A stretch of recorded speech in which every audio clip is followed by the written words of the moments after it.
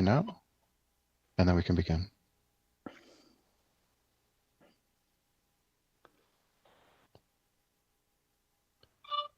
Okay, and we are live. Mr. Chair, you can proceed. Okay, excellent. Thank you, Matthew. Good morning and Happy New Year to everyone. My name is Councillor Paul Ainsley, and I am the chair of the General Government and Licensing Committee. The clerk has confirmed that we have quorum, so I'd like to call the meeting number 20 to order and welcome everyone to the first meeting of 2021. Today's meeting is being held by video conference. City staff are also connected to the meeting by video conference.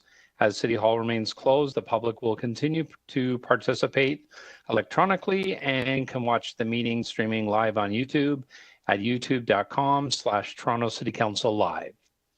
The City Clerk staff has connected all registered speakers to the meeting by audio. The list of speakers can be viewed online by visiting the General Government and Licensing Committee's page at toronto.ca/council and clicking the speakers box for today's meeting. I ask for everyone's patience if we experience any delays or technical meetings during the meeting. Members, the City Clerk has provided all agenda materials on toronto.ca/council and on the Clerk's meeting portal. Clerk's IT staff will be available remotely if you need any help with your devices. I would also like to remind staff to keep their mics muted and their videos turned off unless they need to answer questions or speak to the committee. This will make it easier for me as the chair and for those watching on YouTube to observe members as they participate in our meeting and debate and vote on items. Members, I'd also ask that you please keep your mic muted unless you wish to question staff or speak on an item, and ensure your video is turned on. As part of each agenda item, I'll ask members to raise their hand or unmute their mic if they wish to question staff or speak. I will then create a speakers list and will call on members when it's their turn to speak. When voting on an item or motion, I ask that members ensure that they keep their video on and to raise their hand to indicate their vote. Members, I also want to remind you that you must still submit and approve your motions by email.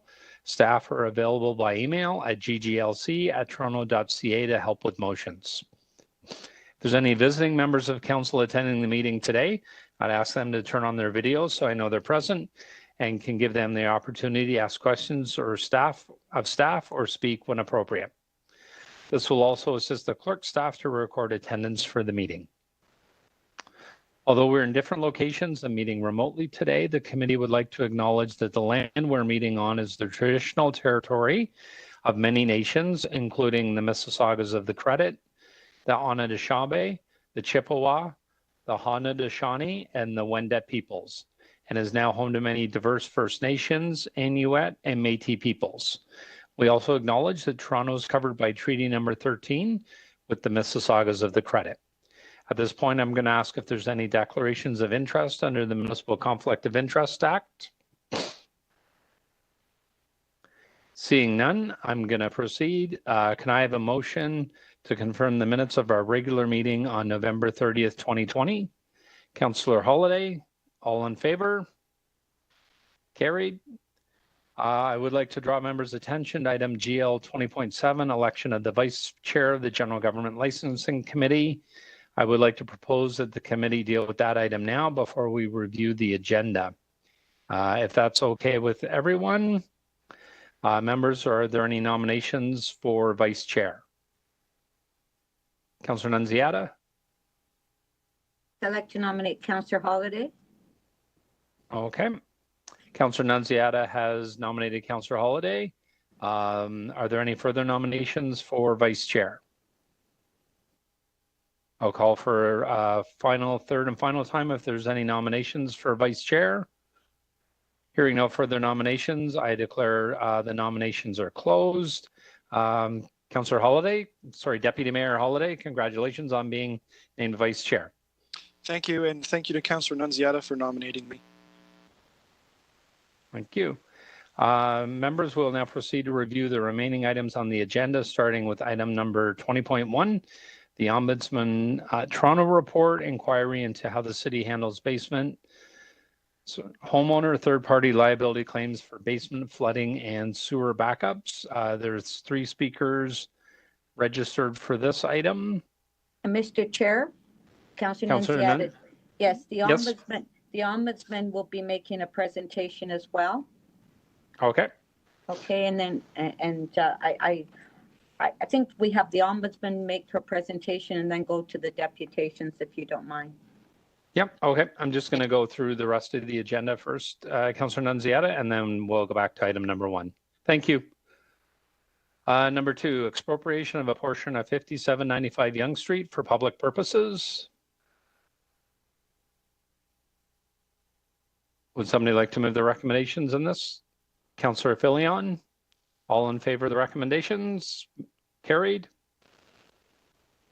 Number 3, amendment to blanket contract 470-18623 with Cornerstone On Demand Incorporated for enterprise online learning. Would anybody like to hold this item? Somebody like to move the recommendations, please?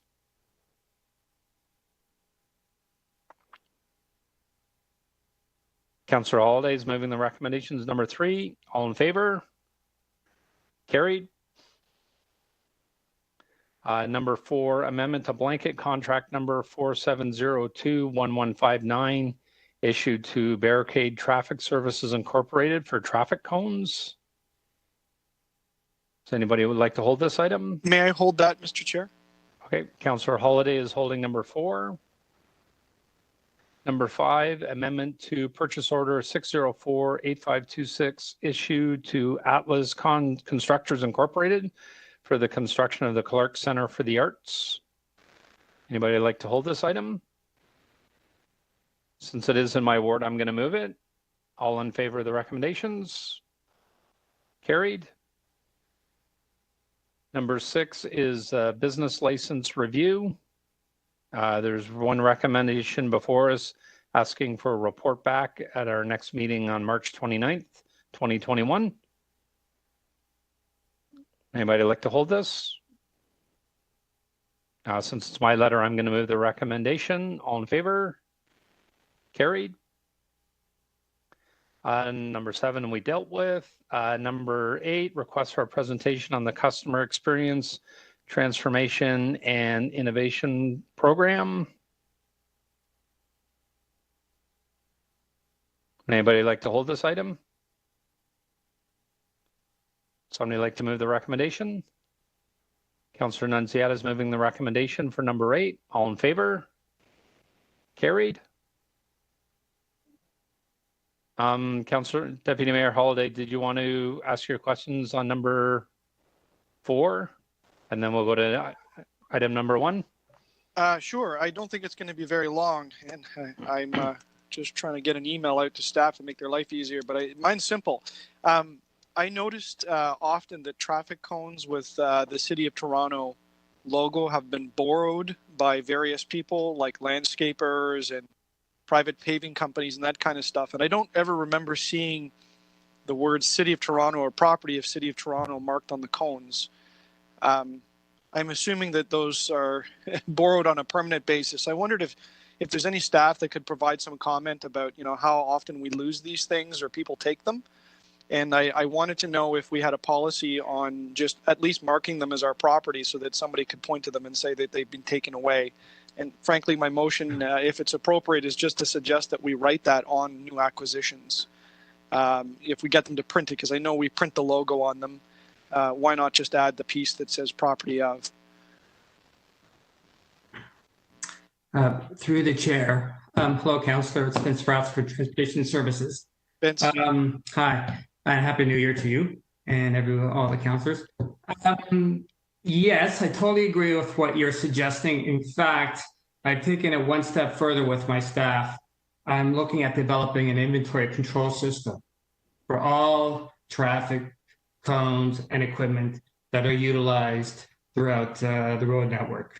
So in addition to stamping each one of the cones, barrels with a property of the City of Toronto, I'm putting together a inventory system that will identify exactly where that cone is being used, how long it's being used for, and when it's going to be returned to our yard.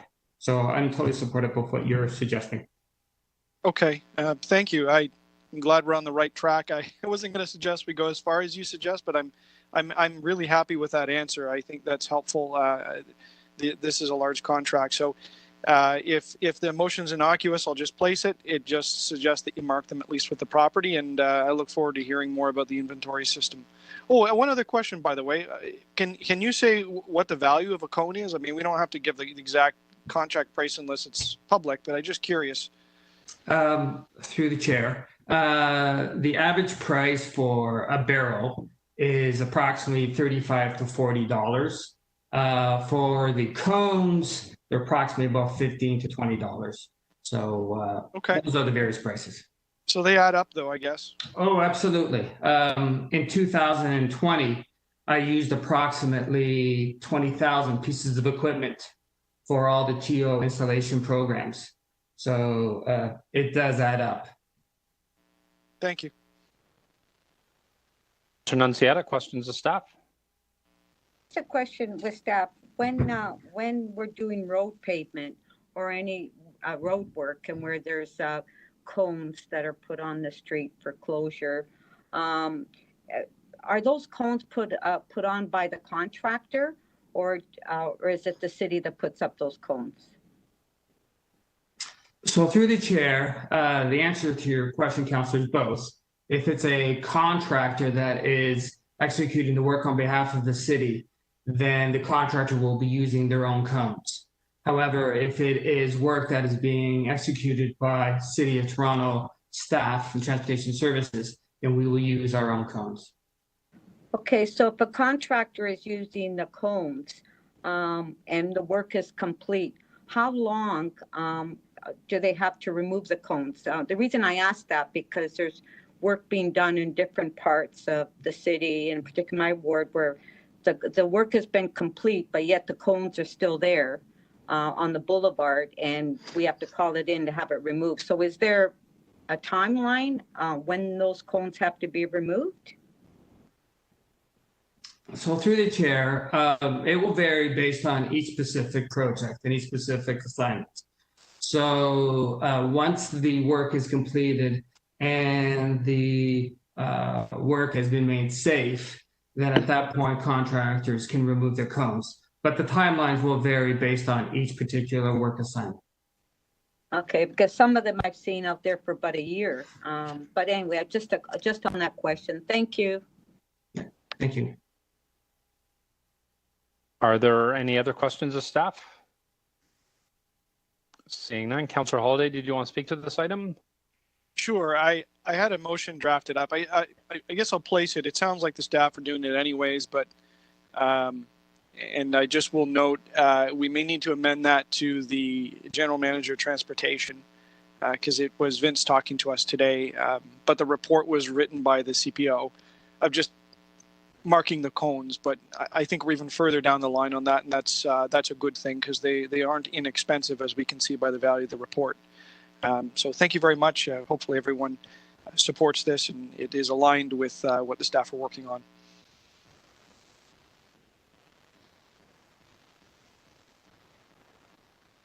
Thank you, Deputy Mayor Holyday. Are there other speakers on this item? Seeing none, we have a motion before us, or an amendment before us by Deputy Mayor Holyday that is on the screen. All in favor of the amendment? That carries. All in favor of the item as amended? And that carries. We are now back to item number 1, and we have a presentation. Item number 1, Ombudsman's Toronto Report, inquiry into how the City of Toronto handles homeowner third-party liability claims for basement flooding and sewer backups. We have 3 registered deputants, and we have a presentation from the Ombudsman.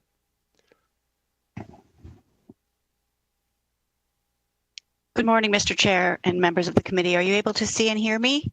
Yes, we are. Good morning. Happy New Year. Happy New Year to all of you. Thank you very much for inviting me to present briefly on this report and also to answer questions that councillors may have. I've given my slides ahead of time to the clerk, so I'll just wait for them to put them up if they would, please. Thank you very much. You can go right to the next slide. Through you, Mr. Chair, as you all are aware as elected officials, homeowners in Toronto experience from time to time very costly and upsetting basement flooding and sewer backups. And some areas of the city are more affected by this than others. And one prime example of that is the Rawcliffe Smythe neighborhood. With climate change and increased frequency of rainstorms and heavy rainfall, we have seen these events increasing in frequency. And so as a result of that, some Toronto homeowners have been dealing with repeated flooding and significant property damage. You know, we've all heard stories of people who were just finishing up the drywall from the repairs from a flood when another one happens. City Council asked my office to review the city's process for investigating third-party liability claims by homeowners who make a claim to the city after their properties have suffered damage because of basement floods or sewer backups. And this work really built upon a comprehensive investigation that was done by my office under my predecessor, Fiona Crean, in October of 2011.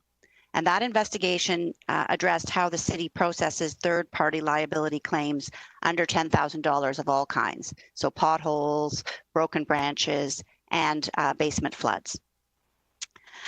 So really, this work, as I mentioned, builds upon that previous work, and that report I commend to you and to anyone who's interested in this issue. It's on the Ombudsman Toronto website, easily found there. I should note that we did not examine the cause of repeated basement flooding. That involves complex questions of infrastructure, and as you know, the expertise of the Ombudsman is administrative fairness. So basically what we did here was we updated the work that we did in October of 2011 to see that the process is still fair to members of the public in the way it's being administered. Next slide, please. Just to give some context with a couple of numbers, from January 1, 2015 to the end of 2019, Toronto homeowners filed 1,461 claims against the city for basement flooding sewer backups. And of those claims, the city denied or did not pay about 77%. And the reason for that was that the third-party claims adjuster, who reviews every claim, determined that the claimants had not proved that Toronto Water Division's operations were negligent.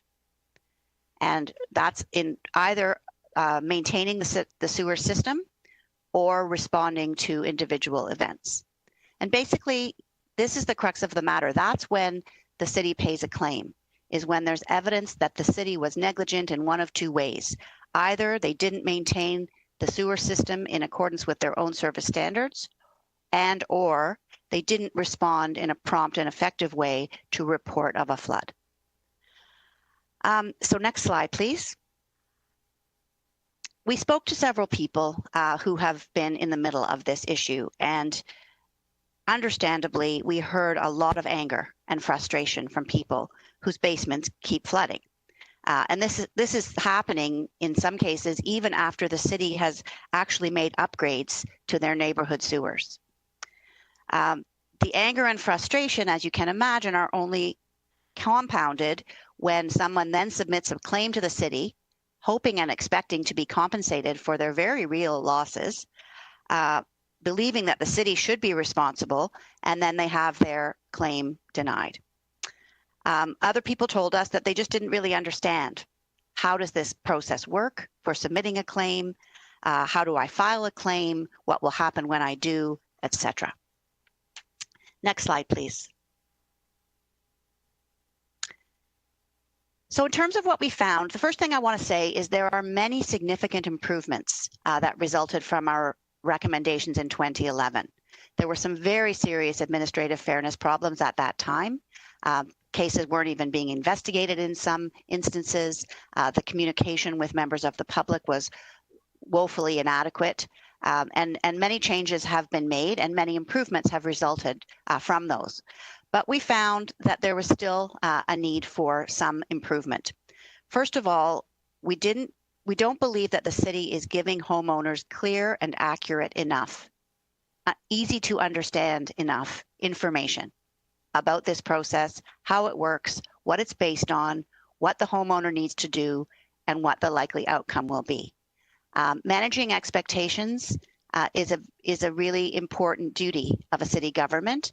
And I think particularly when you are dealing with people who have experienced an unquestionably upsetting and frustrating incident, extra care and attention needs to be paid to communicating clearly and effectively so that people can understand what they're choosing to get involved in or not. As an example, the city has not always made it clear to homeowners that it will generally only pay a claim if the city was negligent. Also, related to that, the job of proving the negligence lies with the claimant. And what I mean by that is it's a legal term called the burden of proof.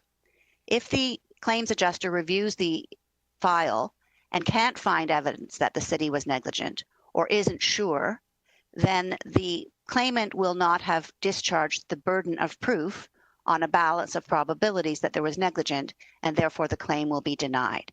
So even though the city has most of the information, not the claimant, for example, in terms of maintenance of the sewer, unless the claimant can quote unquote prove that there was negligence, their claim will be denied. The next important point is that homeowners are not always told about the critical importance of contacting 311. Reporting the flood to the city when it happens can be really essential to supporting a claim, because that then puts the onus on the city to come and investigate, to have a look, to see what happened, to document it, and so on. And so if a homeowner doesn't take that step, they're going to be, one hand tied behind their back when they make a claim. So we believe in fairness that needs to be communicated more clearly to the public. The city also routinely requires claimants to sign a confidentiality clause when they settle a claim. So when they pay something, they say, you have to promise you will never tell anyone anything about this.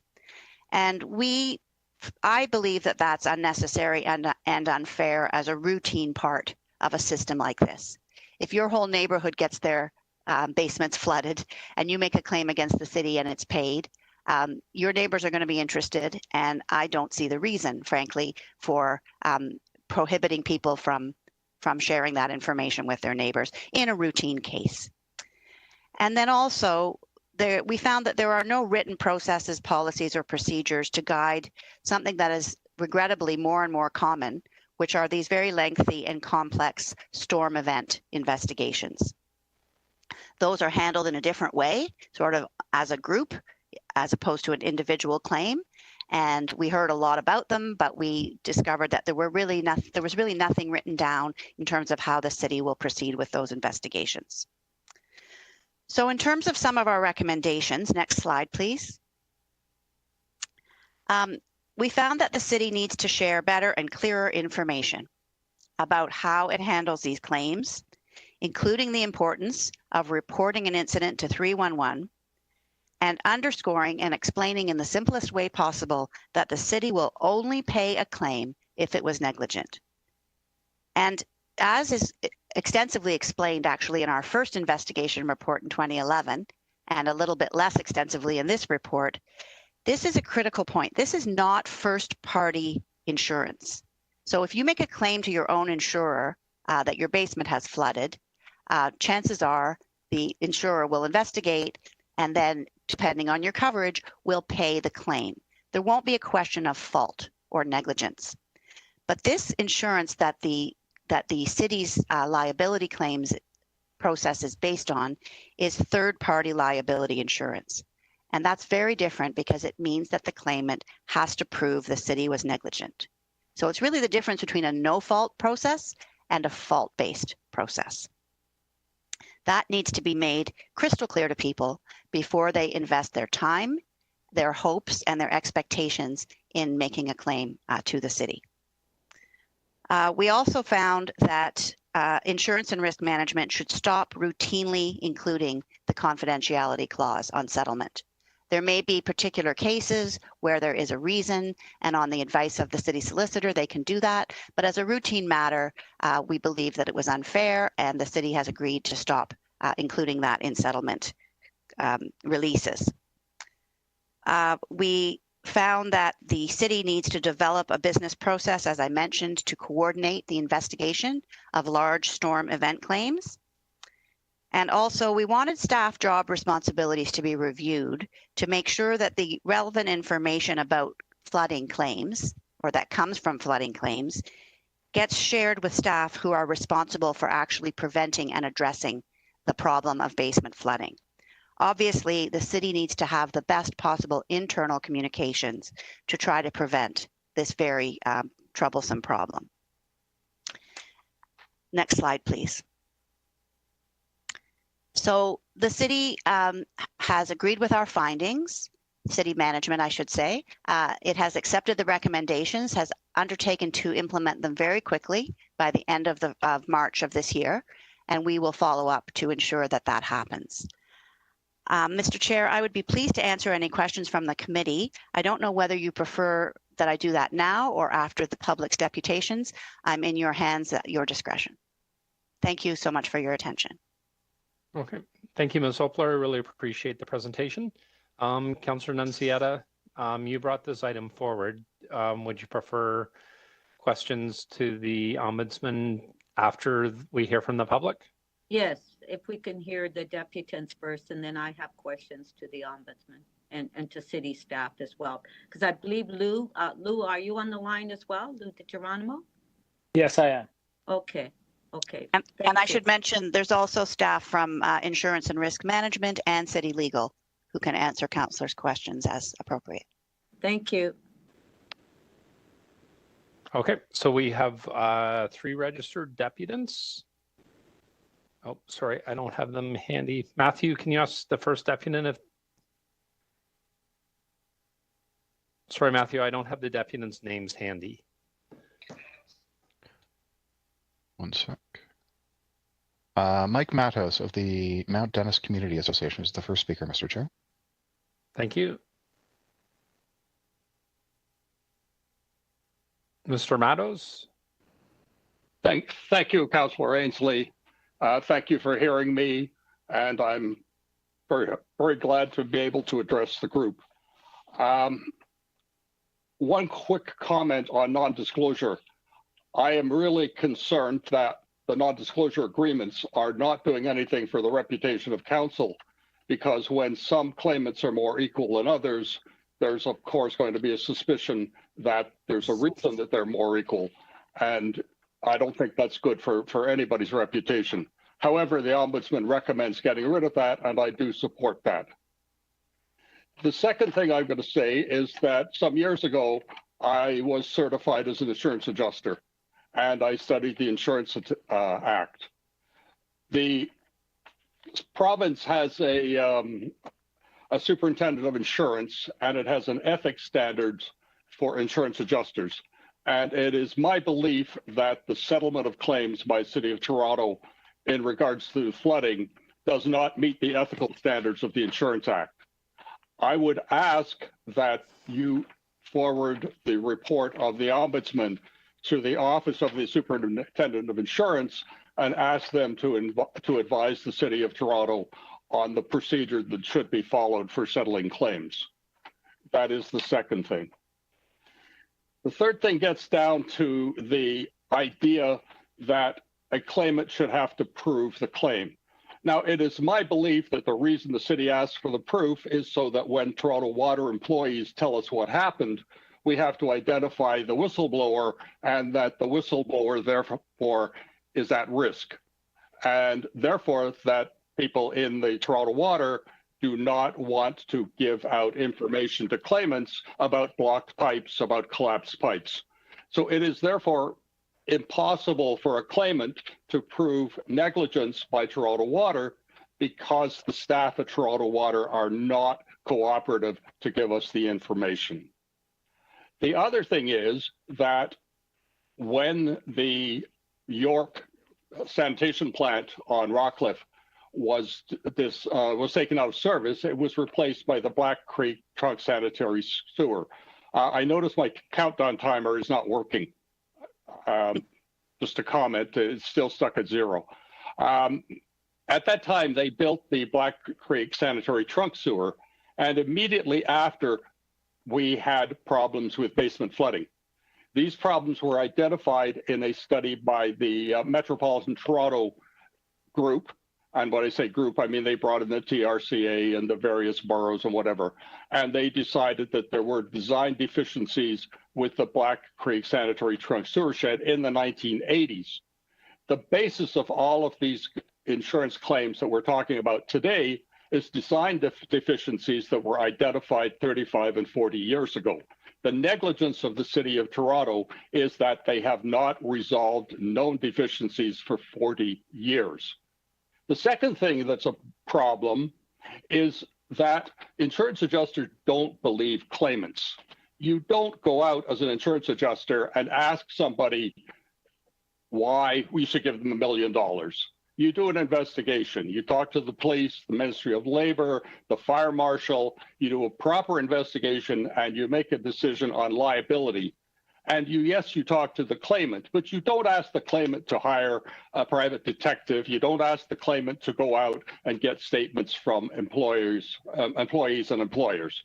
It is basically, as I said, just a way for the City of Toronto to find out who the whistleblowers are and attack the department so the people can't make a claim. The other thing is, of course, that most of the people who were flooded were asleep in their beds when it happened. They have no idea what happened. There's no reports issued by the City of Toronto Water. So the claimant has no way of proving the claim. Now, if the City of Toronto actually published reports from its maintenance department saying which pipes were blocked and which streets were affected, then perhaps those reports could be collected by the claimants.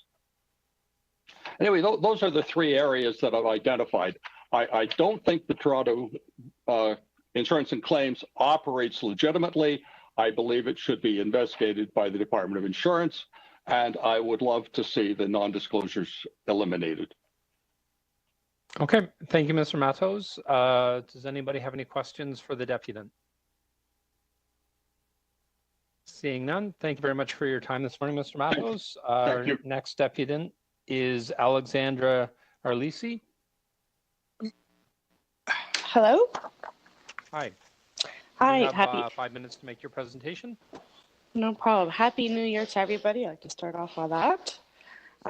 My husband would also like to speak, Adamo Archulesi. I think he's on the line as well, but I guess is that Adamo?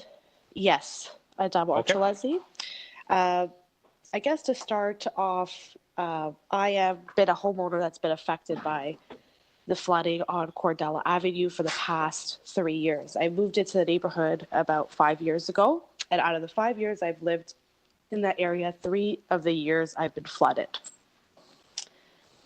So the report of the OSMED does provide a bit of a picture of the experience that we have as homeowners in regards to clarity on the 311 process. It is very difficult to understand. There's not of direction provided on what needs to be done, especially for myself in 2018. I did not know this house had this problem. To go through this flood process. So to start off, I wasn't told I had to call 311. I wasn't told that I had to get a claim done in 10 days. I wasn't told I had to prove negligence. So a lot of these aspects that are on the report really showcase the difficulty the homeowner has. The other question or concern I guess I have is why, as a homeowner, do we have to show negligence when this is obviously a repeat issue that is highly publicized as well in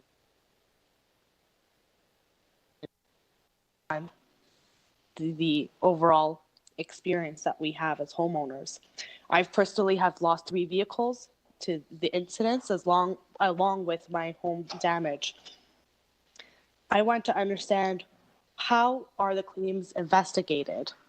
How are the claims processed? What criteria is checked off? What is a process that insurance adjuster has to go through?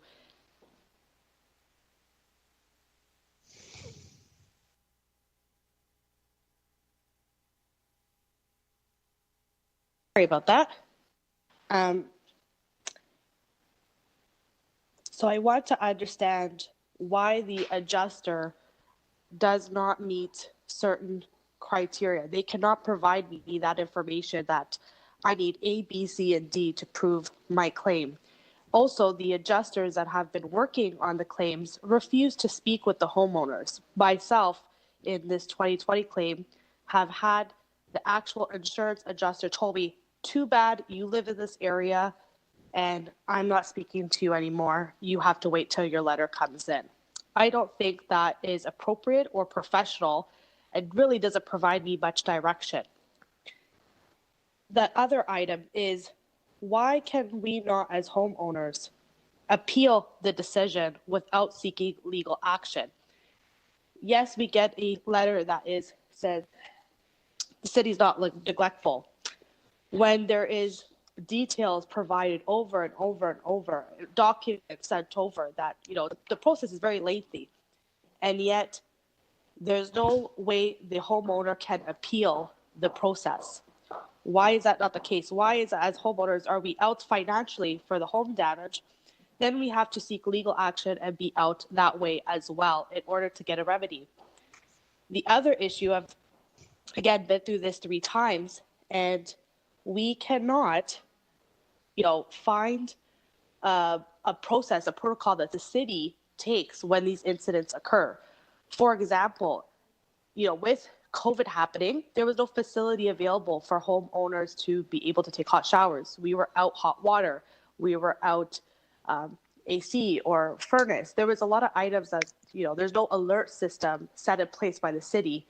The sewers that are maintained, quote unquote maintained, to be honest with you, in my opinion, they have not been. I have not seen anybody on my street come and maintain any sewers, was bolted down in 2020. So I would like to know, why does the insurance not provide, the city's insurance, I guess, does not provide detailed information? When they're rejecting a claim, they should provide detailed information as to why the city is not neglectful. Show us the work that was done on our street. Show us why it's not being covered, besides a rain chart. If the city's defense is always going to be a rain chart, well, the residents are always going to be the same situation. And I don't think that's fair, that we have to be in the same situation. My insurance, for example, does not allow me to increase my insurance because of my incident from 2018. It's considered a high-risk zone. So my question is, as a homeowner, yes, we have to do our due diligence and have insurance, but why are we not able to then put a city claim in? Because my adjuster told me, well, you have insurance. They've paid you, but my damages exceed that. So I just really want to understand how that process is done. Where is it written? Because when I requested, it's not provided to me.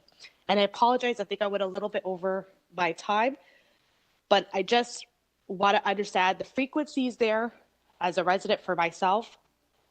Yet every time I go through this process, the process has not changed, it has not improved. There's no clear direction as a homeowner what we have to do. And yet this report, to sit there and say that 77% of them have been rejected when the city knows there's an issue here, is just very disappointing and frustrating as a homeowner. Okay. Thank you, Ms. Arsolisi. I really appreciate it. Thank you. Does anybody have any questions for the deputant?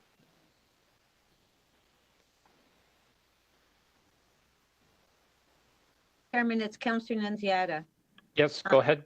Yeah, so some of the questions that the deputants are asking, can we have staff answer them at following the deputants?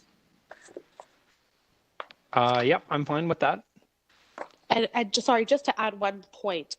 When City Water came to my house in 2018, they physically went in my home and inspected my home.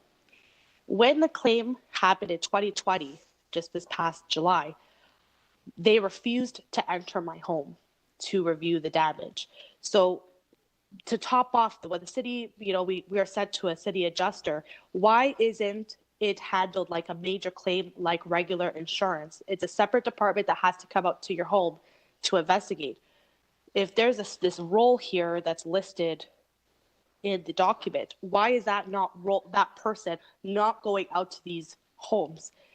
It's a whole neighborhood. I understand maybe it's too much for that person, but I think it should be investigated, not like a regular water claim. Sorry, Ms. Arcelisi, could I just ask, so when your basement is flooding, is this coming up through the drain in the basement, or is this water that's flooding in off the street into your house?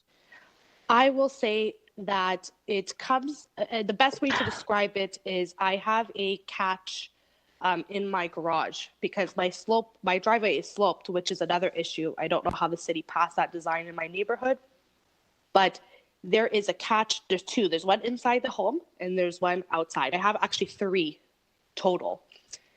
It becomes a fountain on the inside of my garage. The water will just enter, and it's sewage water. It's the rainwater. My vehicles that were parked in the driveway have been completely submerged to the point where it's at the driver's side mirror, just to give you a picture of how much water is sitting in our neighborhood. The other issue too is 311 will come out and they'll give you a pamphlet and say, well, the city pays for 80% subsidy for a sub pump and a back valve. Yeah. I've had so you have multiple you've got a catch basin. So where your driveway slopes down, you have a catch basin there. I have, and then you have another catch basin in your garage as well. And right as well on my main entrance. So there's 2 inside the home and there's one outside my home. Okay. And there's also a sewer pipe on the driveway, on the sidewalk of the city that also becomes a poopy fountain, for lack of better words, because the water pressure is so much from the rain, the sewage system, that it becomes too much for the system to handle. Okay. And when this took place the first time, did you phone your insurance company first, or did you call the city first? Or I was 7 months pregnant, sleeping, and in complete shock because I thought someone's burglar, like entering my house. My neighbor was knocking up my door, and we called, of course, 911. We didn't know any better. They can't come and help you in those types of situations until the water's down. That's another issue. There should be a particular city crew that comes out to address these types of concerns. We also called 301 the next day because that's what we actually meant, Councillor Luziana, as she informed us, that we have to call 301. There's this whole process that we have to go through. So again, I was new to the neighborhood and this experience, happened to me. I wasn't informed that I had to call 301 the same night or the same day or when it was happening. Those things came after fact. And were your neighbors having problems at the same time? Like, did your husband go next door and say, it's unbelievable, like our garage just flooded out? Are you having the same problems? Or the neighborhood, you could boat on the street. Just put it that way. You can go boating. I could not move my vehicles because TTC got stuck on my driveway, blocking my driveway. Their TTC vehicle was then flooded as well. So it's an issue that causes multiple layers, right? Because even my home, there's now foundation cracks. There's so much damage beyond the physical, and there's personal items lost that you can't get back. And really, as the homeowners, I think I speak for my whole neighborhood, even myself when I put in my claim, we are only asking for the city to take responsibility and to acknowledge there's a problem and to just pay back the residents the home damage. We're not asking for pain and suffering. We're not asking for items to be replaced. We're strictly just asking, help us put our homes back to what they were before and have a permanent solution, because I don't think it's fair to ask residents to go through yearly flooding every year and say, hey, we're not at fault. There's no problem here. I just don't understand how the city can sit there and say there's not a problem here after there's been article after article, report after report. Even their own insurance gentleman I dealt with in 2018 said, well, your neighborhood had this problem in 2013 and claims were paid out. So we felt very hopeful in 2018, said, you know what? Yeah, it sucks. The house has this problem, but, let's put in a claim. Let's do this, and hopefully they'll help us out. The city knows there's a problem here. They'll help us out. And we actually, funny enough, got our rejection letter the same day we got flooded again from the city the next year. So just to put you in perspective, the frustration from the homeowner, it's just really and while not. While all of this is going on, you also have to sign a non-disclosure agreement. Exactly, and that's something, to be honest with you, I don't think the homeowners should have to do that because, like I said, in my neighborhood, my whole street you can vote on. Why does one house get paid and the other doesn't? What are they writing in their report that, the same event happened, the same incident occurred? How is one getting paid over the other? Yeah. Okay. All right. Thank you very much. I appreciate you. your time. Are there other people who have questions of the deputant, or as Councillor Nunziata asked, to staff May have I any ask? comments? Mr. Chair, may I ask? Councillor Holiday? Thank you, and my apologies to the deputant and to yourself, Mr. Chair. I've struggled with some internet connection here, even at the office, so I missed a little bit of the speaking. But I wondered if there's, ma'am, if you could tell us a little bit. Do you have any idea of what's wrong? Any suspicion from all the things that you've gone through? You told us a little bit about how the water backs up, but any sense on what's happening that's causing that, maybe from a bigger picture? Just curious. I'm not an expert by any means or an environmentalist, so I don't really have that clear-cut answer for you. I know is that I've never seen a city worker come and do any maintenance on my street. There has been some work done. There's these big signs that, have basement flooding, work being done. But on my portion of my street, nothing's been done. And I think, to be honest with you, it comes down to the sewer system of Toronto is so antique and cannot handle, I guess, when there is large amounts of water happening. So the problem here is not being flooded by rainwater. I'm being flooded by the City of Toronto sewer system. And it's to the point where you can't even live in your home after it's been flooded because the smell is just crazy. And you have to spray these chemicals in order for us to not even get sick to remain in the home. Yeah. So I just think that definitely there needs to be some underground work to largen maybe items for the water to go through. And I think the designs of the home in the area definitely have to be reviewed. My home was built in 1990, not that long ago, and the TCRA approved a design of a sloped driveway in a floodplain zone. That to me does not seem like a logical city planner. I don't know why it was approved. To me, I think those types of designs, even in 1990 in the area that I live in, should have never been approved. Yeah, I think that's a really good point you raised, and we see that from time to time, that people go to places like the Committee of Adjustment and there's rules against those reverse slope driveways, yet somehow they seem to get them approved even though it's a bad idea because the water flows one way. But you just talked about your street being like a river. I'm just over the creek on the other side of the Humber River, the area that I represent, and we have some of those stories as well. Mm-hmm. Can you tell me, are you in a low-lying area? Is that part of it? I've been informed that is correct, yes. Yeah, so the water, when it rains heavy, it comes down in a bowl, and then you can't help but see the sewers back up. Thank you. I just want to understand a little bit more about the context. These are important, and I can't even imagine how devastating it is when you see your things being destroyed. I mean, yeah, I have a 4-year-old and a 2-year-old. Yeah. And when the last flood happened, we were working from home because of COVID, and my daughter, till this day, it's an area we don't use in the basement because it's just unsafe. I don't feel comfortable in my own home to use that space, except for literally laundry. my daughter will say, oh, there's water in the basement, because it was a very traumatic incident for a child to see all that water rushing through in a basement and not understand exactly what's going on. So on top of dealing with your house flooding, you're then trying to calm down your children and to not be traumatized by water. It's just a crazy overall incident that I have to go through every year in my home. And I just think the city needs to see that there is an issue here and take some responsibility. And it should not be that the homeowner has to do all this work and seek legal counsel to get some type of remedy to this problem. Thank you for talking to us. Thank you. Mr. Chairman, it's Councilor Nunziata. Once we finish the deputants, for members that are on the committee, I'll have Lou DiGeronimo explain the project, of what we're working on in that area, just so the councilors sitting on the committee are aware of what the city is, the project that they're working on now. And so they're a little more clear of the area. Yeah. And I also think that project should include immediate funds of relief to the families. Final point.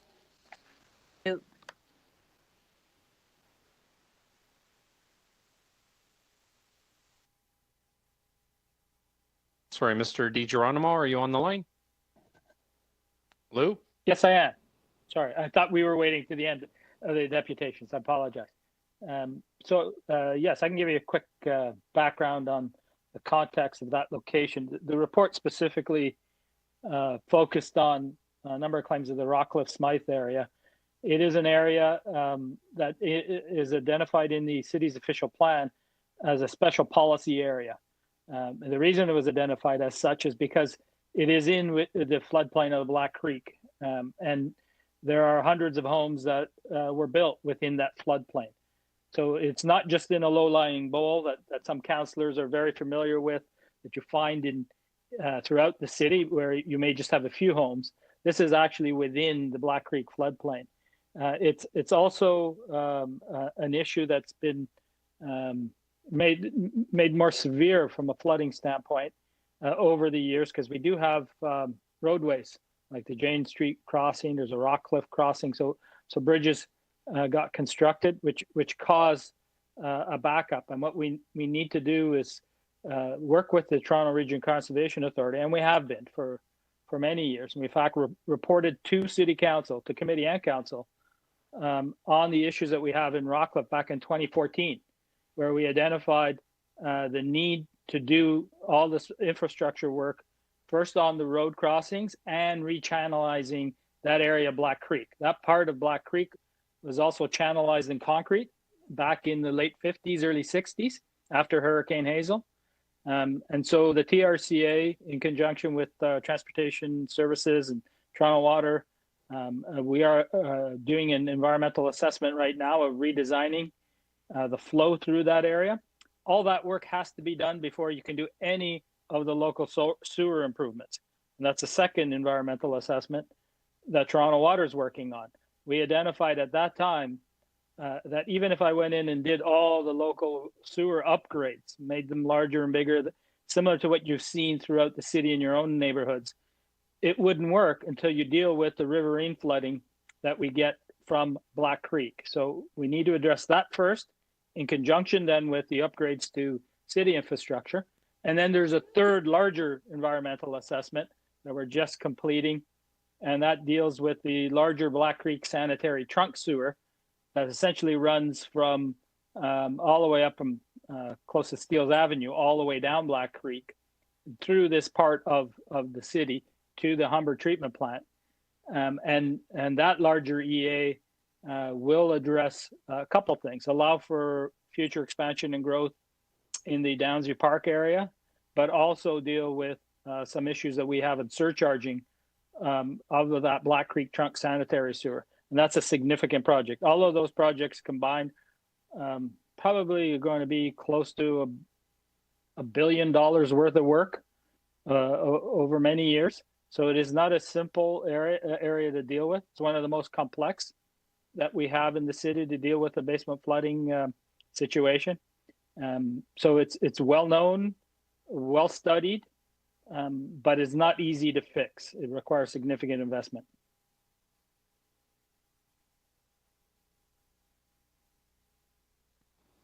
We can listen to the rest of the deputants. Yep. That'd be great. Okay, thank you. Thank you, Mr. DiGeronimo. Very much appreciated. The next deputant is Ms. Margaret Turk. Ms. Turk, are you on the line? Yes. You have, good morning, Happy New Year. You have 5 minutes to make your presentation. Yes, I'm just going to read something I put together. I'm not a good speaker, so, okay. This happened on July 8th of 2020, where our basement was flooded. We got about 2.5 to 3 feet of water in there.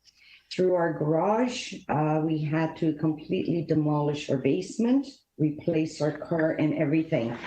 And the reason that this happened was because there is supposed to be construction on our street, but all they did was bring supplies and the material in, and really no work has been done. But what they did was completely cover all the grates on our street, all the storm sewer grates. And the night of the storm, we had a huge flood. Unfortunately, our driveway is sloped, but all the other driveways were covered 3/4 up the driveway of the water. So all the water kept gushing into our thing. We did file a complaint with the city, and they said that they are not negligent in any way. Even though the construction company came and the same evening and saw that the grates were closed and admitted to the fact that they blocked them because of the construction. And we had somebody come in from the city, and all they did was hand us an envelope and told us, never came into the house, told us we have 2 years to file a complaint. We wrote the city, and they rejected our complaint. They said that the main sewers were not blocked. They checked that out, but we weren't talking about the main sewers. We were talking about our storm drains. That was the cause of our flood. We've lived here for 30 years, for 43 years, 30 years in this home, which we constructed according to all the bylaws. Yes, we have a sloped driveway, but not once have we had a drop of rain come into our home except this past July. And we believe it is because of the construction company and the city. And that's all I have to say. Okay, thank you, Ms. Turk. Are there any questions for the deputant? No, yes. Councillor really. Nunziata? Yes. Sorry, you're on mute. I can't hear you. Press. I can't hear you. Sorry, Councillor, you just muted yourself again. What is your address, Margaret? 212 Wright Avenue. Actually, you came to inspect our house when it was our basement was completely apart. Right, okay. I just wanted to confirm that you lived on Wright Avenue. Thank you. Yes. Thank you. You're welcome.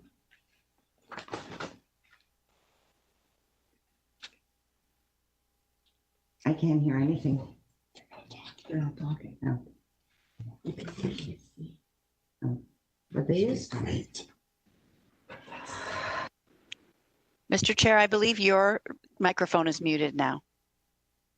Oh, sorry. Thank you, Ms. Turk. Next, we have on the list Mr. Adamo Arcelisi. Mr. Arcelisi, are you on the line? Yes, I am. Hi, good morning, everybody. Good morning. Happy New Year. You have 5 minutes whenever you're ready. Thank you. Happy New Year as well. I'll pretty much piggyback off of Mike and Margaret and my wife. You know, the long and short of it is that even as Lou had mentioned, you know, it's an area of study and it's been documented very highly. There's a $1 billion cost affiliated with it. And, you know, then you get your rejection letter. So it's a bit curious. I'm a bit curious to understand how people and agencies communicate with one another, because I've been the guy in my family, anyways, to pretty much put together all the proof of that quote negligence. Staying up late, time invested. Mike Matos, he's been a great resource. We've come into contact with him because he's pretty much like a neighborhood historian, so to speak. He knows this area better than we'll ever know it, and essentially he's kind of guided us along the way in terms of providing information, and a lot of it is accessible, from the on the internet, and yeah, like Miss Oppler, like you mentioned about contacting 311 and whatnot. The second time around for us, like major flood wise, which was last year, we did exactly that. We're like professionals now in sewage flooding. We know what to do. I have a cheat sheet. I have everything ready to go. And we did all that, and we thought, maybe this time will be a little bit better. And in fact, it was actually worse. And when it comes to 311, we contacted them immediately, and they showed up to our house. I think it was about a week later, and the two Toronto Water guys that showed up literally did the same thing that Margaret mentioned. Didn't come in the house. They handed me an envelope on how to file a claim, which I had already done by the time that they arrived. They bolted down the manhole in front of our house, told us, oh, it's all good. Don't worry about it. There's no water in the neighborhood. And, it was very, very generic, very, no information to give. I've put in freedom of information requests to get information about reports. No one can give you anything. They don't tell you who inspected what was found. There's no information to be given to the residents about what the criteria is for a maintained sewage system. I'm pretty sure, if I guess I can find it somewhere if I try really hard, but when I'm putting in an FOI, they don't give you anything. At least in my case, and like my wife said, when you deal with Claims Pro, you do all this homework and you get 3 pages back, if anything at all. And one of those pages is a rain chart, and they tell you, oh, well, there's a lot of rain that day. Sucks to be you. And, our only option, and I'm not sure if my wife mentioned it. So, hello? Oh, sorry. I think it was kind of choppy.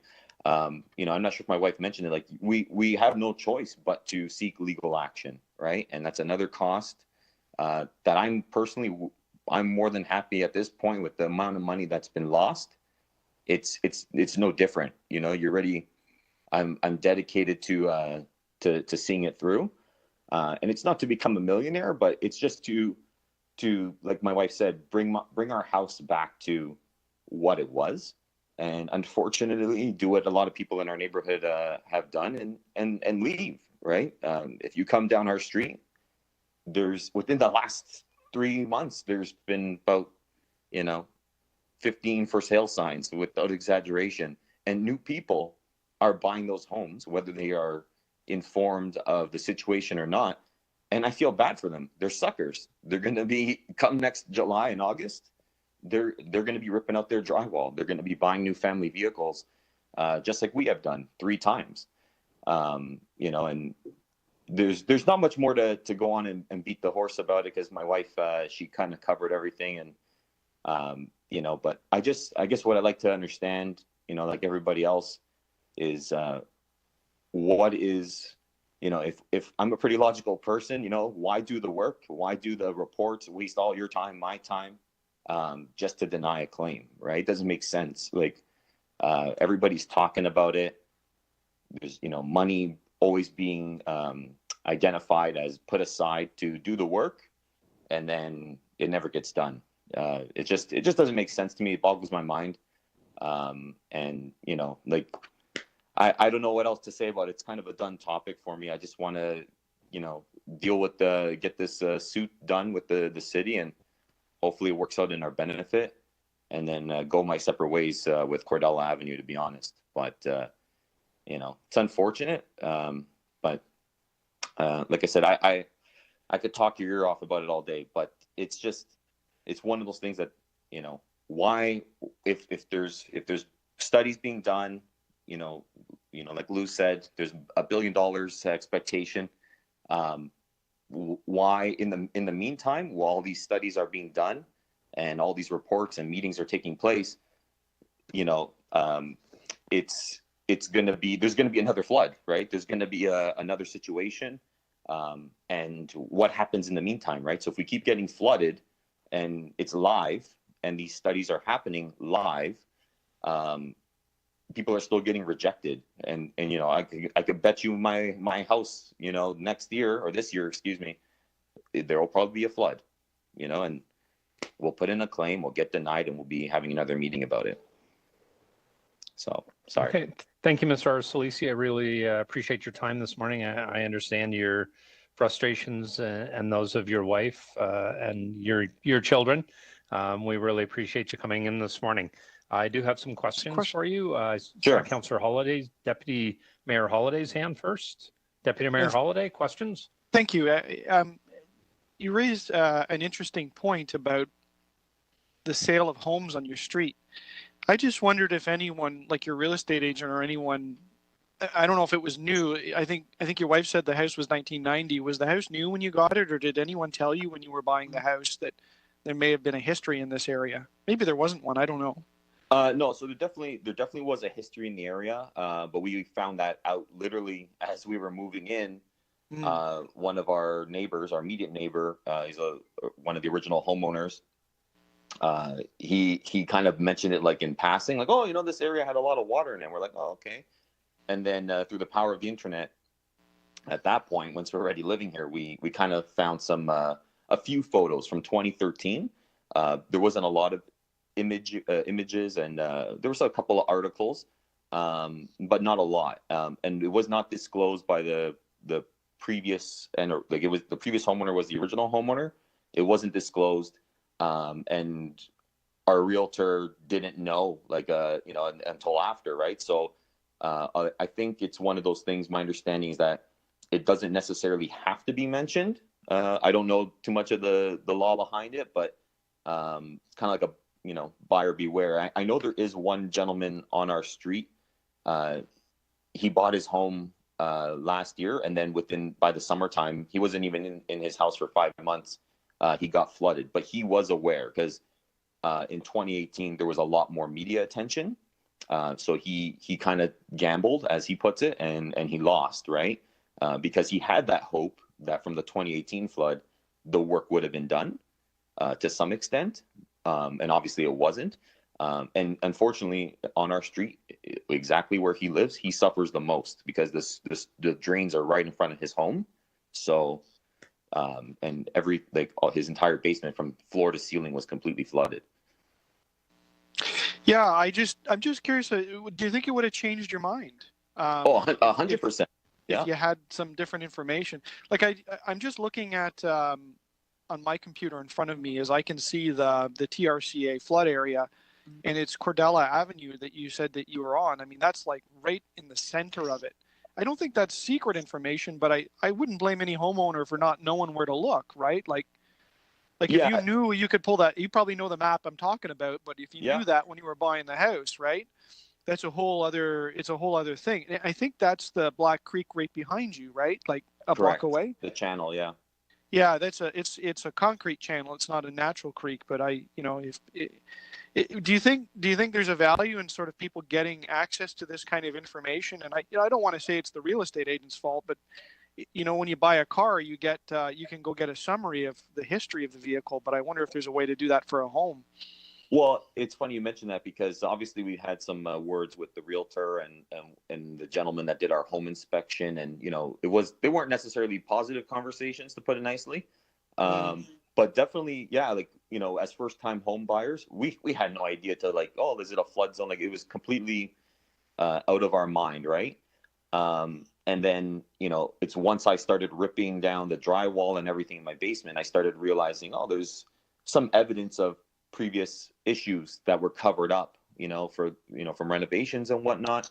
But yeah, kind of like the car proof system for a vehicle, definitely like a a home proof system or something would be beneficial, because even buying our insurance, when we first bought the home, there was no forthcoming conversation of like, oh, by the way, we recommend X, Y, and Z coverage for flooding because you're in a high flood zone. It was only after, once we made a claim, that they constantly to this day will remind you, you're in a flood zone, you can't increase your coverage now. So there was no mention there, you know what I mean? Like, so it's very hidden, very secretive, I find. Okay.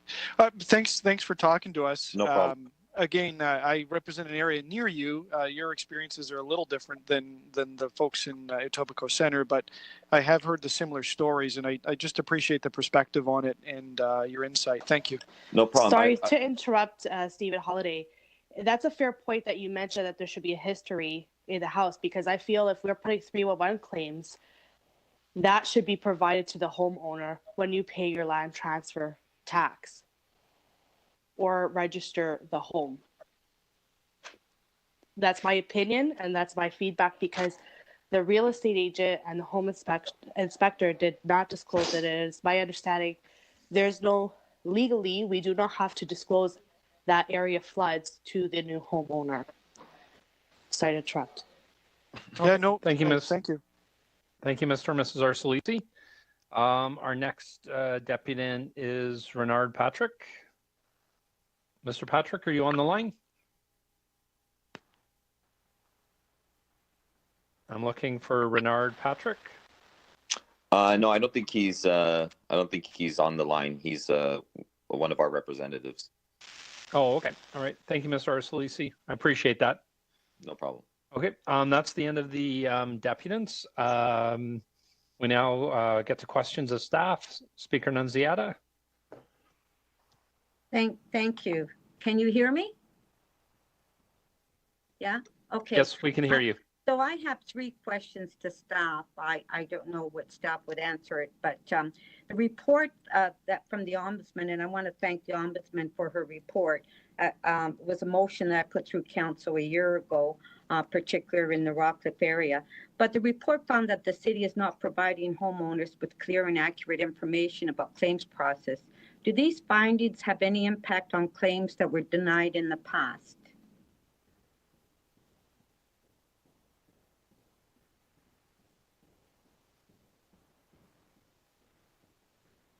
Anybody?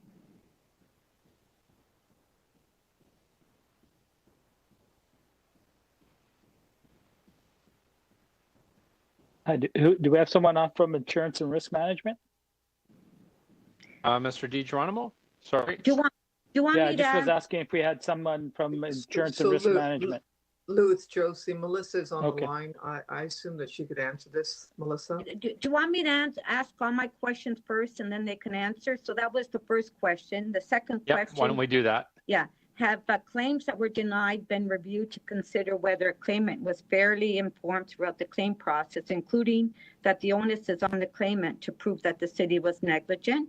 The third question, in cases where a homeowner has done what they can to prevent flooding and there is repeated basement flooding to their property, how can the city maintain that there is no fault on the city's end each time?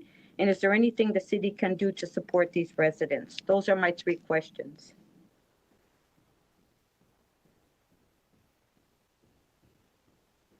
So, Councilor Ainsley, it's Josie. Hopefully Melissa can unmute herself. Yep.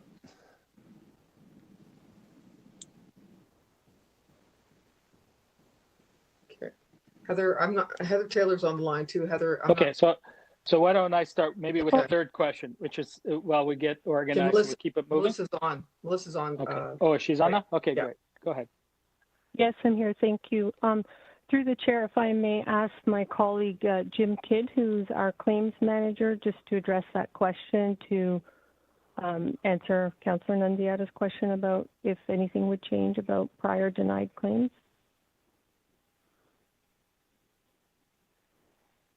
Thanks, Jim.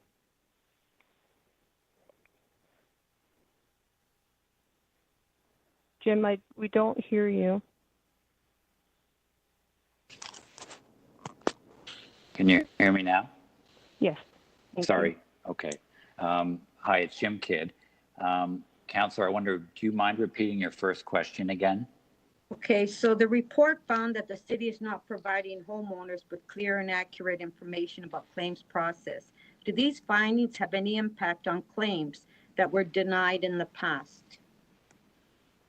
Well, I think I can answer that the Ombudsman did look at, I believe, about 45 claims relating to the, this period of time from 2018 to 2020, and found that in those cases, the adjusters had met the city's service standards.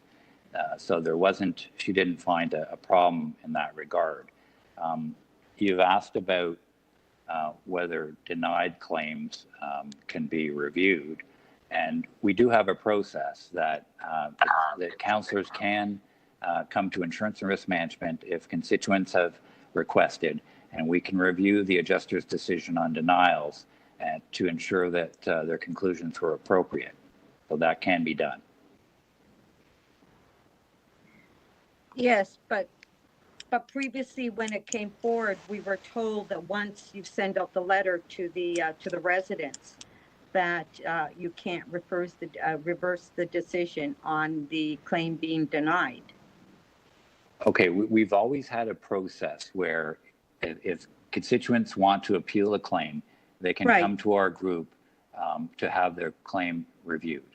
But as you know, some constituents have done that, and what I'm hearing from residents is that what we're hearing from your staff is that they've been denied and they don't want to speak on it any further. That's what I'm hearing. That there is no discussion. It's not open up for discussion. Yeah, I don't know. I can't speak to that example because we frequently are involved dealing with claimants who want to have their claim appeal reviewed, and that's what we do. We're working with councillors' offices all the time. Excuse me, Mr. Chair, through you, could I just add a point on this question? Well, I don't think Go that, ahead. I'm sorry, but I don't agree with your answer. Sorry. Okay, Councillor Nunziata, may I add something? Yeah. Insurance and risk management should be telling people who believe that they've been unfairly treated that they should come to the Ombudsman. That's why we're here. So we are not an appeal per se, but we are here to help ensure that the city provides people in all delivery of services with a fair process, a fair outcome, and fair treatment. And if people believe that they're not getting those, they should be coming to us. And the job of telling them that is the city's. It's not people's job to figure that out. They should be being told that as a routine matter. So that may be something that my office and Insurance and Risk Management need to talk about, how that can be best conveyed. Yes, because a few years ago when the report came through general government, I don't know if you remember that, Mr. Chair, is that there were a number of cases that were denied, and we, as the committee, asked that they go back and review these claims. And that was a direction from council, actually, and they were never reviewed. My second question is that have claims that were denied been reviewed to consider whether a claimant was fairly informed throughout the claim process, including that the onus is on the claimant to prove that the city was negligent? Maybe I could just start with that one through you, Mr. Chair. The findings that we made that the claimants were inadequately informed pertain more to the expectations of the claimants and not really understanding how difficult it is to get a claim paid by the city under the current system. And so, as Mr. and Mrs. Archilisi outlined, they have spent huge amounts of time and effort submitting a claim. They've done everything within their power to submit information and details and call 311 and so on and so forth. But unless the city, unless the adjuster that the city uses finds that the city is negligent in one of two specific ways, either maintaining the sewer system or responding to the incident, the city's not going to pay. Because the current process basically requires the city to deem itself to have been at fault. And that's the way it's set up. So if you as councillors want to set it up differently, there's some discussion at page 19 of our report about a no-fault program that existed back in 2006. And this is something that's a matter of policy, public policy for council to consider. But right now, people are being made to prove the city was negligent, and the city is in the position to make that decision. City staff decides ultimately on the recommendation of the adjuster whether to pay the claim or not. And so you're asking the city, people are asking the city to admit negligence in circumstances where, I mean, don't forget the name of the division that Jim and Melissa work for is Insurance and Risk Management.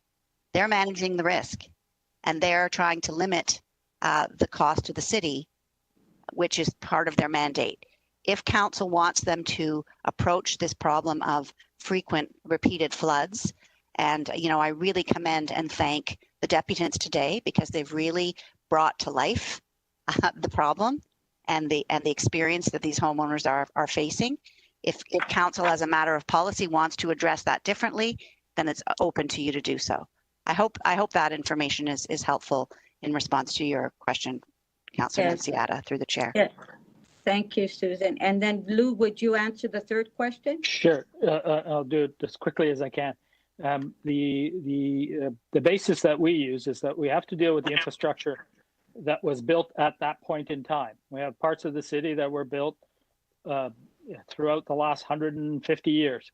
So we have some sewers that were placed at a point in time when, in fact, they might not even had building codes at the time, if you go to some parts of our city. But the infrastructure that was placed and the way they function, we put in place our operating standards based on the standards of that time. Now, of course, the standards of today are very different, and we use today's standards whenever we do upgrades to the sewer.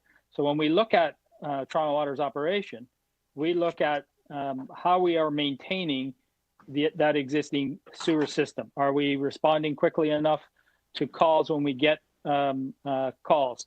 Now, of distinction in this report is the difference between a regular sewer backup call, where we will typically meet our 4-hour window of getting out to that homeowner and dealing with that, versus the storm event. The storm event, you're now dealing with hundreds of homes, and there's no way we could get to every house within that window. It takes a lot more time.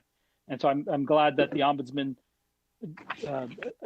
highlighted that that's a separate issue, and then we should properly define that, and I'm fully supportive of doing that. With respect to then to looking at issues that have cropped up, Toronto Water just puts together the facts. And I'll tell you right now, we do not draw assessments on it unless we find something of a technical nature. So as we're going through our review, we find that there was a problem with a particular sewer in the way it was laid, or we see a collapse that we believe contributed. We will document that, and we will give our opinion then at that time that this could have contributed to the problem. But if we see nothing, we just provide the evidence over to our insurance and risk management group and say, here are our findings. The sewer is behaving as designed. When we say as designed, it's not today's standards. It's the standards of the sewer at the time that it was built. And that's probably where the confusion materializes. People are thinking that parts of the city that they're fully protected by all the sewers. Our sewer service levels vary from community to community, and I believe many of you councillors know that. Some of our communities don't even have storm sewers in them. They have swales. So it's based on what was built and how we're maintaining what was built. That's what we assess, and that's the information we provide. If I may, Mr. Chair, through you, I think go ahead. If I were to attempt to answer your third question, Councillor Nunziata, it would be in order to help these homeowners that you've heard from today and others who are similarly placed, you would have to have a whole different system of compensation for property damage, not a third-party liability system based on the city declaring itself to have been negligent. Thank you. Thank you, Councillor Nunziata. Speaker Nunziata, other questions of staff? Deputy Mayor Holliday?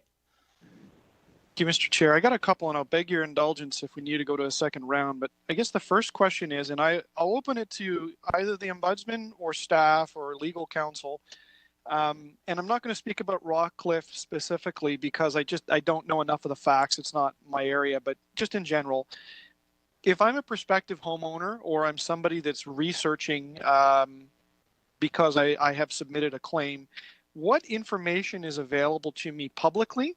What information is available to me by request, and what information is not available to me because it's not released? And I don't mean general information, I mean specifics, right?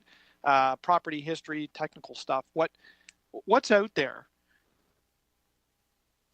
So maybe I'll start from the Toronto Water perspective, because we do put out a lot of information to the public.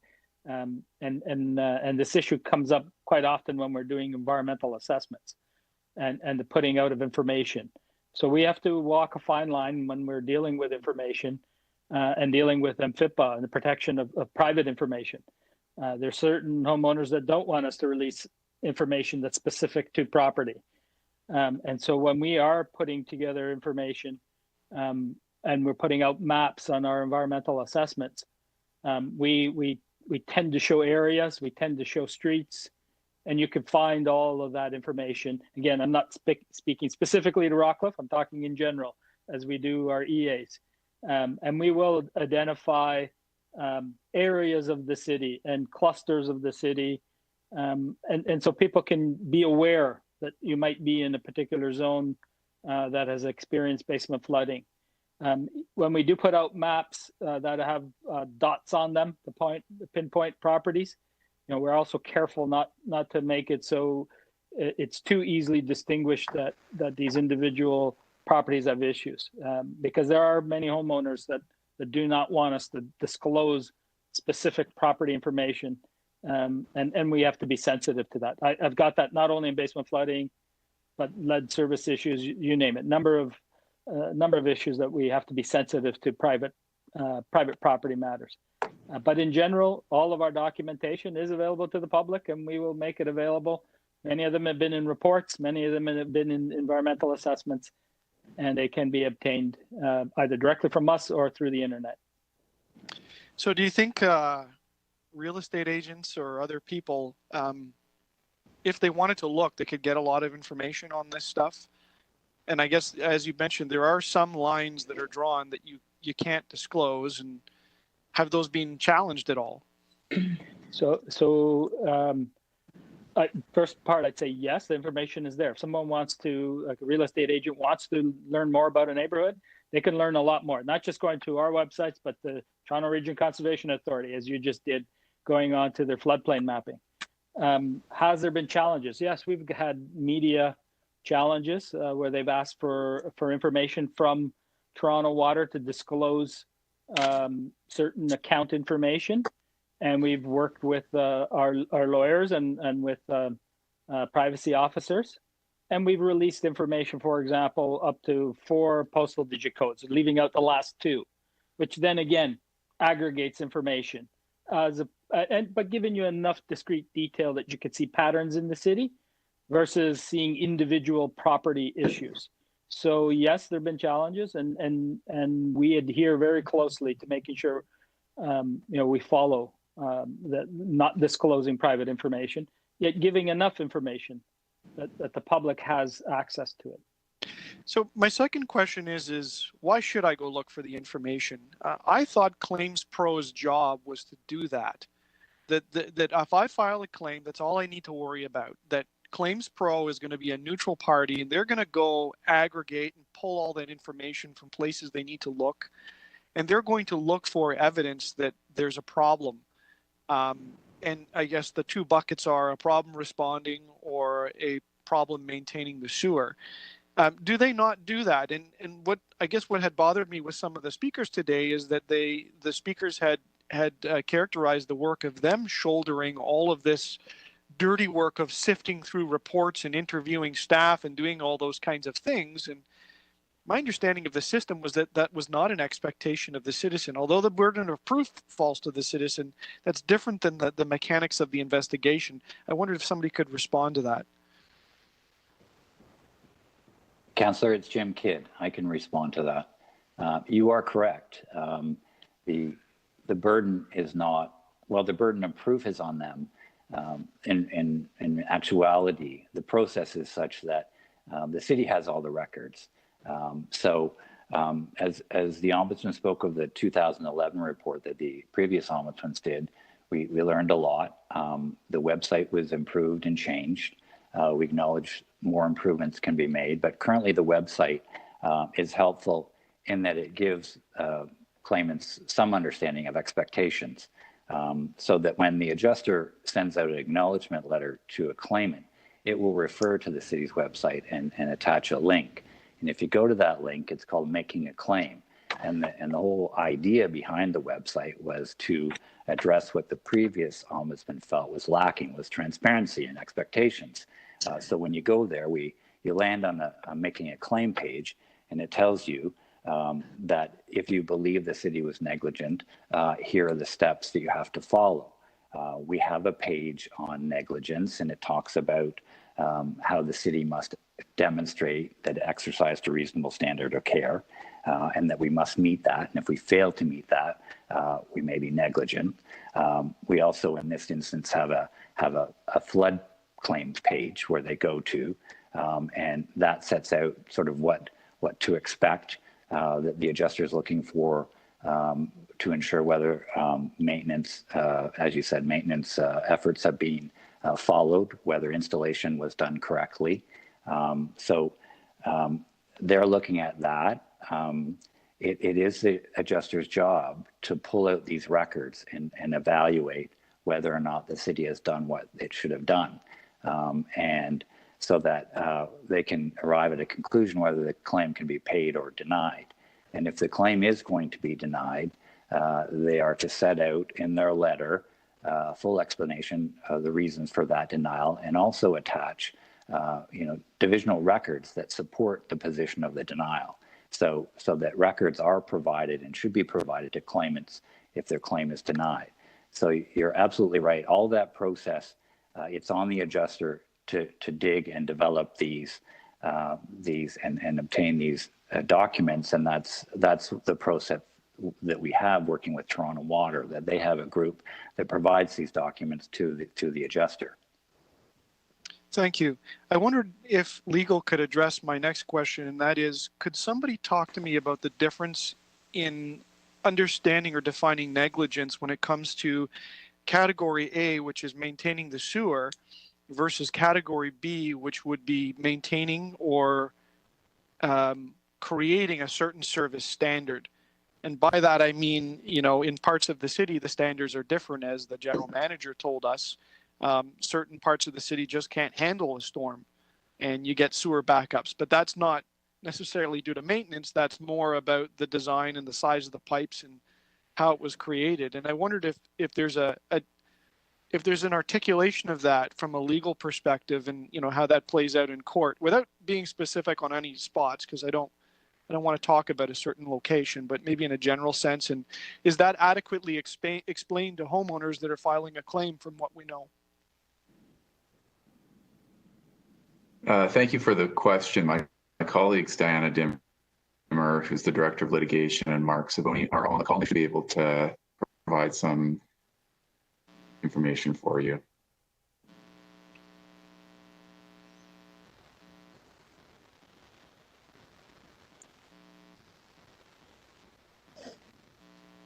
So I will start. It's Diana Dimmer, and thank you. And then my colleague Mark Saboni may add. He really is the expert on these claims. I just want to point out at the beginning, and I think this is important, that as the Ombudsman said, these are third-party claims. So the city is not the insurer of property owners, and this is city money. Even though we characterize these as insurance claims against the city, this is city money that is used to pay for these claims. So I think that's important to keep in mind. We are not the insurers on these losses. The city does take out insurance, but for these matters, typically the city has a large self-retained portion In terms of the question regarding maintaining the sewers, the Toronto Water does establish certain policies as to service standards, and the adjusters will look at those as to whether Toronto Water has met those standards in reviewing claims. And information is provided by Toronto Water to the adjusters to evaluate that. In terms of the nature of the infrastructure, that's a more difficult question. But our view on negligence is we look to when the infrastructure was installed and was it put in place meeting general engineering practices at the time. And in our view, if it was, that meets the standard at the time. And there is a recognition that the city can rely on policy defenses in terms of setting out appropriate policies for upgrading its infrastructure over time. There's a recognition that the city can't be upgrading infrastructure throughout the city immediately, and Toronto Water has done that. It's got a complex policy in place for how it is going about for improving infrastructure over time, considering finance, budgetary, and other factors. I just want to see if Mark has anything to add there. I think that answered it. I think that the question the follow-on I had was, is it council could raise water rates by 10 times and suddenly, deal with a whole bunch of basement flooding areas that recur, right? Like we could pay for upgrades, but I don't think council's, and correct me if I'm wrong, I don't think council's negligent because we haven't raised the water rates 10 times. We have proceeded on a plan, and we can argue about the pace of that plan, but it has to be balanced against lots of things like price. And so that's where I was going with the negligence part, that we aren't necessarily negligent because we didn't upgrade something today. Is that a fair view? Yes, Councillor, that's our view of the law in this area. That if we have a reasonable policy in place for going about infrastructure improvements, that's a reasonable defense to claims. Okay, Through you, Mr. Chair. Yes. Yep, Ms. Hopler. I certainly respect very much the answer Ms. Dimmer gave on behalf of the city. What you need to understand, though, is that a court might take a different view, and a court might find negligence. Ms. Dimmer said very transparently, this is our view on negligence. So this is how the city has decided to define negligence and to measure its own conduct in deciding whether to pay claims. Whether a court would take a different view as to whether the city is negligent in a different way, we don't know because the matter hasn't been adjudicated before a court. Okay. Okay, thank you. Mr. Chair, sorry, can I just ask a question? It's Alexandra Chalezi. No, she can't. Alexandra, sorry, at this point we really don't have an area for you to ask questions. You'd have to do that through Councillor Nunziata. Okay, that's fine. I will do so. With the committee's indulgence, may I ask one final question, which I think would be helpful, and that is, I wonder if somebody could provide comment on the difference between private insurance and the insurance or the claims process that the city has, and that the relative role of each. Because I wanted to make sure we talked about that today and we articulated the difference between the two, because I think that's essentially what we're getting at with the conversation, right? Is our system the right system in place, and what are the differences between the two, and what do homeowners take on versus what the city does on a public basis, right? Through the chair, it's Melissa Ferreira. So most homeowners have insurance to protect their property, and part of that may include coverage for flood. So both for sewer backup and overland flood coverage. So that's what, we all purchase to protect our homes, and that's called first-party insurance. And that's where Susan refers to first-party claims versus making a claim against a third party, being the city. So that would be, and we as part of our process always recommend that claimants, if they have coverage for flood type claims, to go to their own homeowner's insurance coverage, because it's likely to be more broad and likely more able to quickly respond to their claims for damages resulting from flood. And as all insurers will do, they will look to find a responsible party to reimburse them for any claims that they may pay out on behalf of their policyholders. So we call that process subrogation. So private insurers, if they felt the city was responsible for the flood that their homeowners have experienced, they would subrogate against the city to find and look for that recovery. So that's the private insurance process.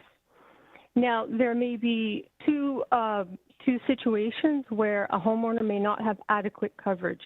They may have flood coverage, but only to particular sublimits.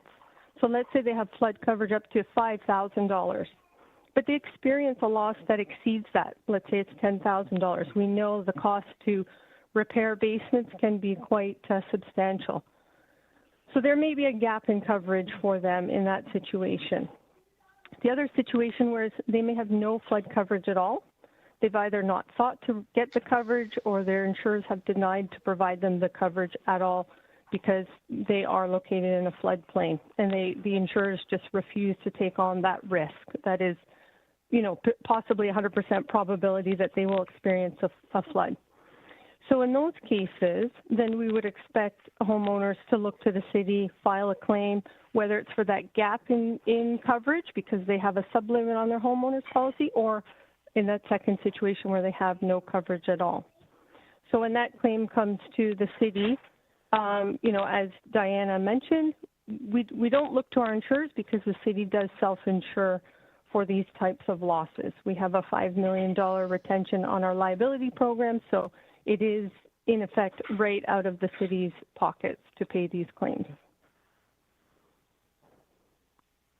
Thank you, Mr. Chair, and to the staff. Okay, thank you. Are there any other questions by members of the committee on this item? Sorry, Councillor Nunziata, I saw you. Do you want another round?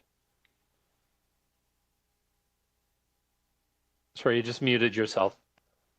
Question on that. There, I guess it would be to Melissa or Diana. I'm not sure.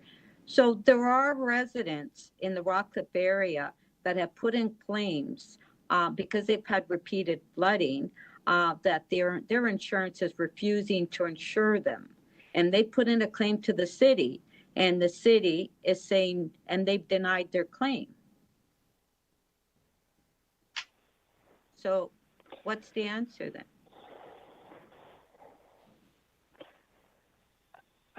I don't know that I have an answer, and you know, the challenge is that these properties are located in a floodplain and are going to experience these, and unfortunately, like, we don't have an influence on the private insurance market. We can't tell them that they must insure these properties. I know, yeah, but it's our responsibility. It's our responsibility as a city to compensate and protect our residents that are in that situation, knowing that it's a floodplain. Okay, that's okay. Yeah, I know, but we can only do it on, you know, the basis that we review every other claim and assessing liability. But not every claim is the same, and not every area is the same. Okay, thank you, Mr. Chairman. I completely agree. Thank you. Okay. Speakers on this item, Deputy Speaker Nunziata. Okay, I do have a motion. I believe that the staff have it. Okay, that City Council direct the General Manager, Toronto Water, in consultation with the Director of Insurance, Risk Management, Finance and Treasury Services, and the city's Legal Services divisions to report back in the second quarter of 2021 our recommended eligibility criteria and financial implications of providing a one-time no-fault grant for residential properties, owners or tenants in the Rockcliffe neighborhood of Ward 5, York Southweston, who did not have basement flooding insurance coverage and reported one or more sewer backup basement flooding incidents to the city as a result of storms events during the time period of January 1st, 2018 up until December 31st, 2020. That's my motion. Mr. Chairman, and I want to thank the Ombudsman and I want to thank staff for being here. I put this motion through to the Ombudsman a year ago to report back, in particular for the Rockcliffe area. And there's also another area of mine that's just north of that, where in fact the city actually did the work and some residents were flooded after the city did the work in that area. And there were a number of claims that were denied as well, considering the work that was done in that area. But in this area in particular, Rockcliffe, as it was mentioned by staff, so this is a special policy area, and it is a floodplain, and these residents in this area have been repeatedly flooded for years. We do have the TRCA that owns the channel along Humber Boulevard, right through going past Jane Street, which is an issue. And TRCA over the years, there's been a number of motions that have been put forward, a number of the environmental assessments that have done through TRCA and as well as the city.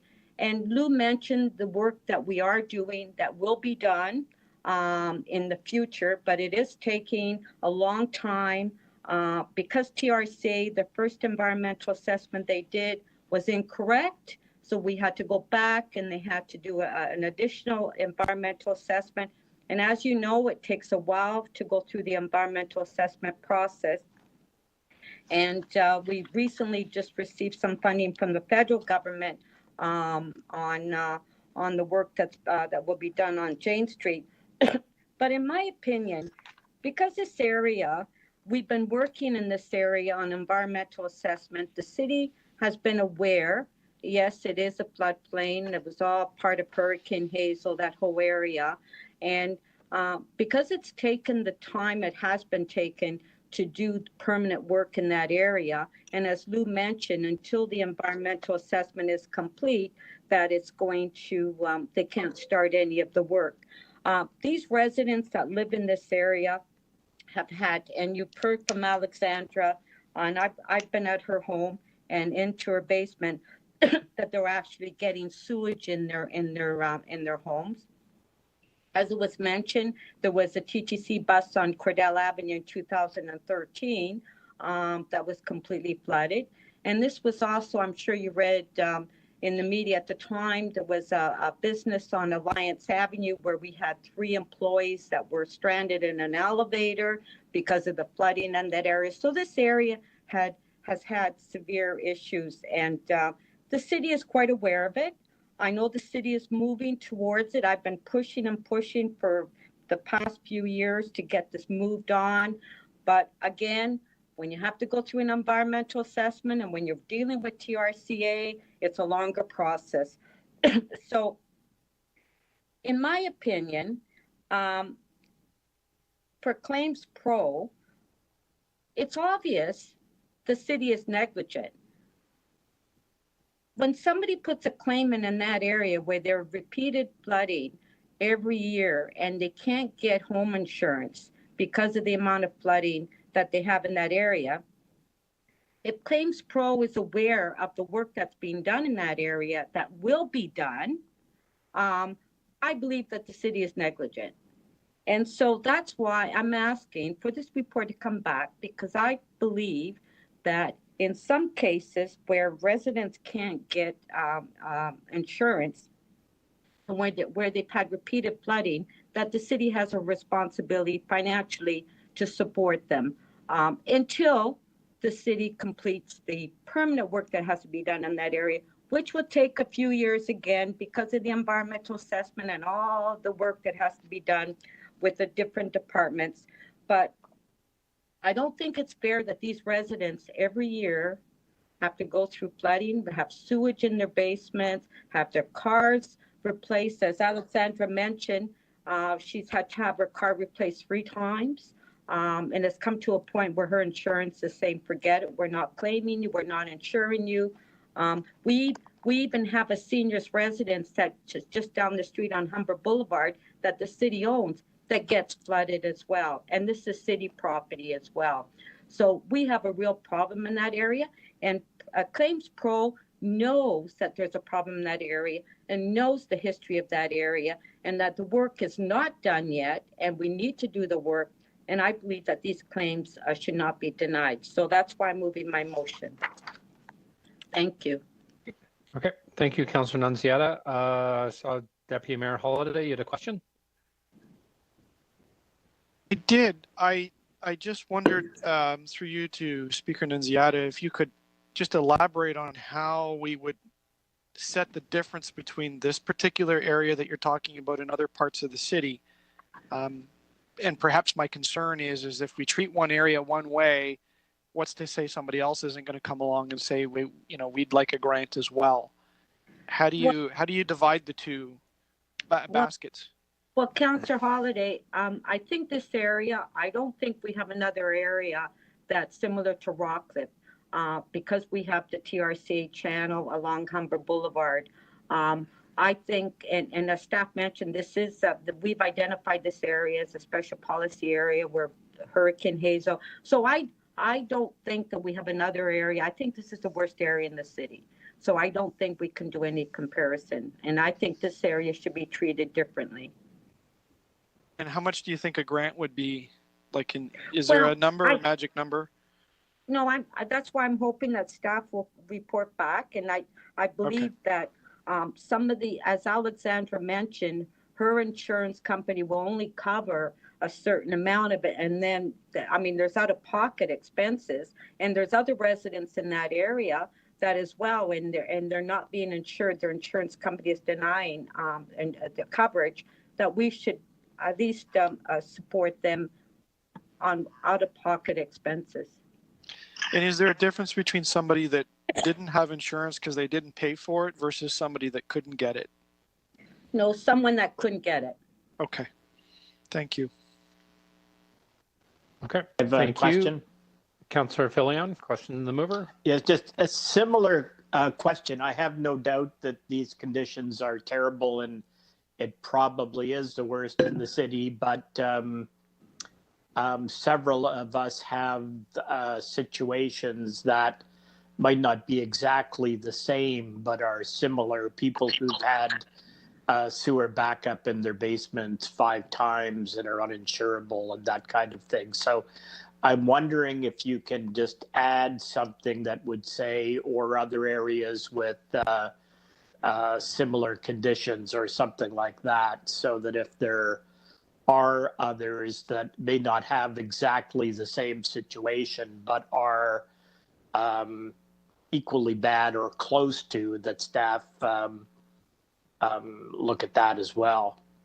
Yeah, well, Councillor Filion, the reason I say this area is because this area, as it was indicated by Lou as well, is that this has been identified as special policy area, and that the city, we do have the TRCA channel that runs through the community, and that there is a number of environmental assessments that have been done in the past. Now we have to redo them. I don't know if other areas are in the same situation where it's been years since the city, we've been able to go through this process and actually do the permanent work in the area. But if there is, yes, but I don't believe there is.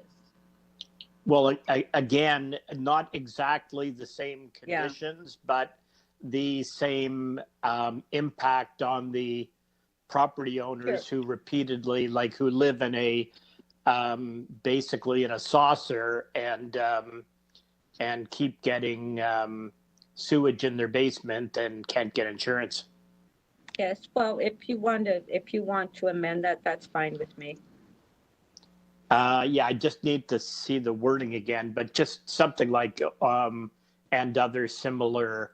and other areas experience similar hardship or something like that. If you could just take that as a friendly amendment. Sure, I'm okay with that, Councillor Filion. Okay, thank you. So perhaps the clerks can just put it in the appropriate location.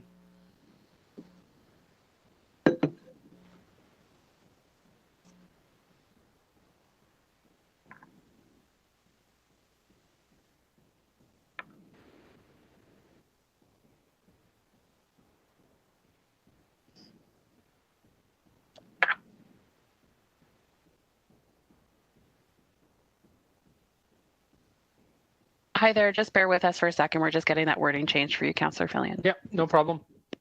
Okay, Thank so you. maybe you can go to the next speaker, Mr. Chair. Yep. Other speakers on this item? I don't think we have any other speakers, so we'll just wait.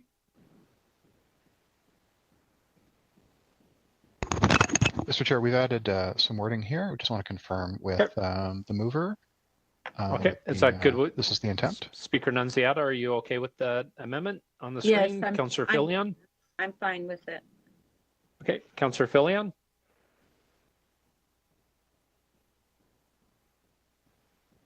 Councillor Fillion?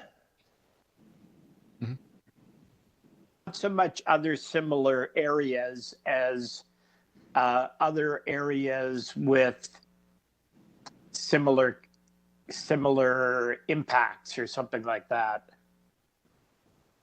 With other similar impacted areas? Sure, that's fine. Can we say that, Matthew? And other similar impacted areas?